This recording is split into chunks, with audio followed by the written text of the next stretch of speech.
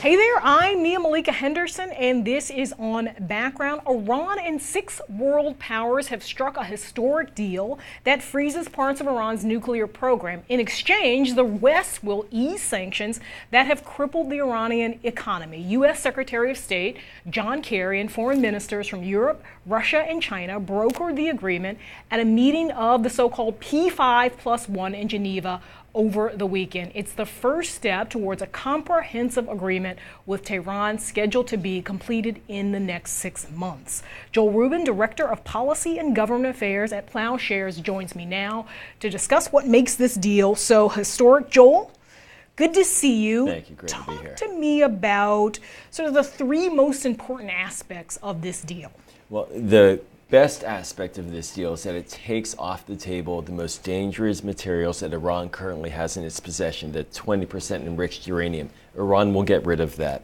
In addition to that, Iran will stop its activities at a plutonium facility known as Arak. That was of deep concern to France and Israel. And then the additional part that really brings this together is verifiable ongoing daily inspections. That is unprecedented. We have not seen that type of inspections in Iran, and this should give confidence to all parties about Iran's nuclear program, or at least give confidence that we will know what they are and are not doing. Right, and here is what Obama had to say. He came out, of course, on Saturday night, like 10:30 at night, as I was getting ready to watch Saturday Night Live. Here is what he had to say.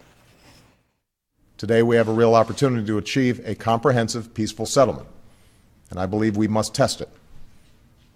The first step that we've taken today marks the most significant and tangible progress that we've made with Iran since I took office. And now we must use the months ahead to pursue a lasting and comprehensive settlement that would resolve an issue that has threatened our security and the security of our allies for decades. So, Joel, what do we make of why this was able to happen now? I mean, this has been ongoing in terms of sort of a non-relationship with Iran and then some steps toward this. Why was this able to happen right now?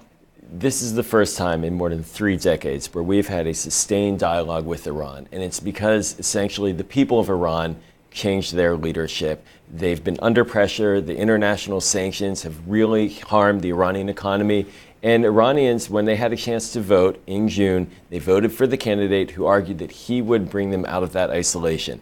And that has been tested by the Iranian leadership. In September, we saw this President Rouhani come to New York to the UN General Assembly. He spoke about the need for a negotiation on the nuclear program, and it culminated in the call from President Obama to Rouhani.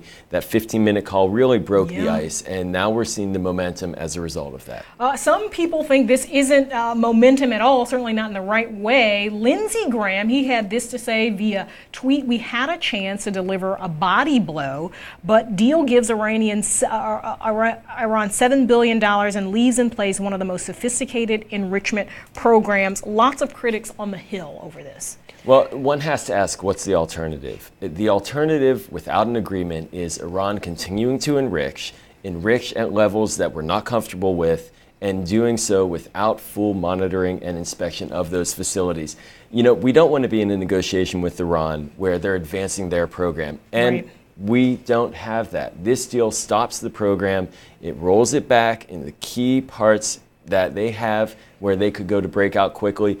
We're stretching that time out, and this is a period to test their intentions. Some senators, including Chuck Schumer, saying that Congress, the Senate, could vote and impose new sanctions when they get back in December. Yes, and I used to work in the Senate as a foreign policy aide. I understand the pressures. They are real. People are concerned, and they should be. This is a change. Change is hard. And when we see a new relationship forming in the United States between the U.S. and Iran, it will bring out a lot of questions, and these are good questions to have. But the core of this is, if we don't have a nuclear deal with Iran, we're going to be left with 2 choices: either an accelerating Iranian nuclear program or the potential for military action to stop it. This is not going to be easy, but this is the right path. So far, silence also from lots of the Arab world, Egypt, Saudi Arabia, not much of a reaction, which is in itself a reaction. And the Arab world will have a lot of questions too, and it's going to be very interesting to watch how the American diplomatic apparatus responds to this. We're going to need to watch, because the U.S., our allies in the region, we're going to be needing essentially to be consulting daily with these countries to make sure they understand that the goal here is no nuclear weapon. It will not resolve all the questions that we have about Iran's behavior in the region, about their human rights record, about their support for terrorism. Right. Those are the multiple issues that many countries in the region are concerned about. And Joel, the next 6 months, the next phase could be more difficult than the phase we've already reached. Kerry said that. What should we look for over these next 6 months? Well, the agreement, it's a 4-page agreement. The final page talks about the comprehensive negotiation period, and that's where we will see the hardest choices being made.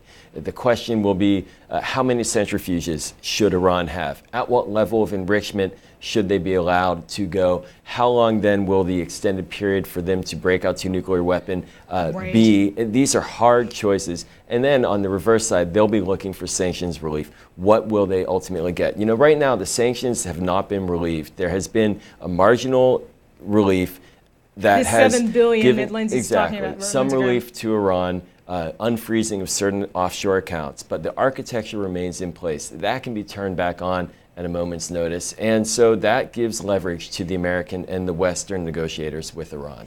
Joel Rubin, we will keep an eye on this and certainly be in talks with you about how it develops. Thanks so much for joining us today.